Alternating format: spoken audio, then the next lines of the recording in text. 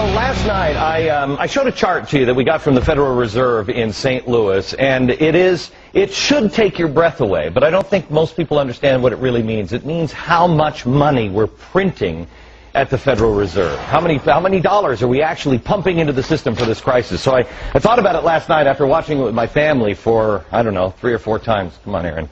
And I watched it with my family, and they said, Dad, I don't even know what that means. What does that mean? So I thought, there's another way that I could show this to you. There's another way that, at least Al Gore did it with a slideshow. Now everybody thinks that that's true. So why don't we show you some true stuff on the slideshow? And actually, because, you know, we're a 5 o'clock show, we're cheap, we had to go borrow Sean Hannity's set. So we're going into Sean's. Shh, we'll be very, very quiet.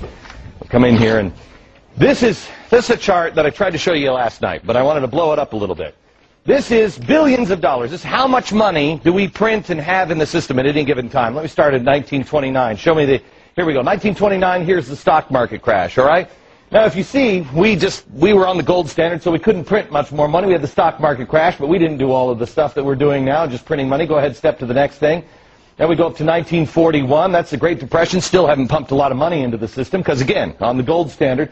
Then we have World War II, and we'll take this all the way to 1965. You'll see it comes up. We had 2 wars. We had World War II, and we also had the Korean War in 1965. We were having the Vietnam War, but here's where it gets sticky.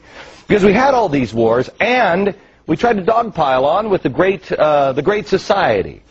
Well, how are we going to pay for all that? Well, 1971, Richard Nixon says, why don't we get rid of the gold standard? So that way, we can just print whatever we want. But we promise the rest of the world, oh, no. We'll never print too much. Really, we're good for it. I mean, look at our record here. We don't do that. Great Society kicks in, and look what happens. Next point, please. Look how we've devalued our money. This is up until 2000 when we have the Y2K scare, where everybody's like, bury your food and grab your cash. The computers are going down. That's why the government put this little spike here. If you see that little spike, goes up because they just dump a lot of cash into it, and then they bring it back in. They pull it back in. But it's difficult to pull things back in, especially when you have a horrible event like 9/11. Next stop is 9/11. You'll see it's just a little spike back up just a little bit. Remember how everybody was freaked out that the world was coming to an end? Do your patriotic duty. Go spend. Go out there and get into the stock market. Well, we did. And then this is the kind of spending we get. As you see here, the federal bailout's just about to begin. We're in, let me get into my Al Gore machine. Oh, it's a real inconvenient truth now, isn't it, Al? Look at this hockey stick. This is the hockey stick that Al Gore was talking about with the, you know, the woolly mammoth coming back or whatever the hell he's talking about. Here's where we were in September last year. But then the Treasury decided we need to start printing more money.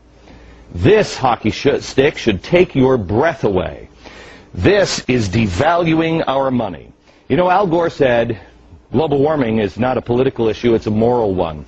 Thomas Jefferson said doing this to our children is immoral. And I agree with him. We have pumped all of this money in and devalued our money. How is it not going to be worthless? This has never, ever been done by anybody ever before.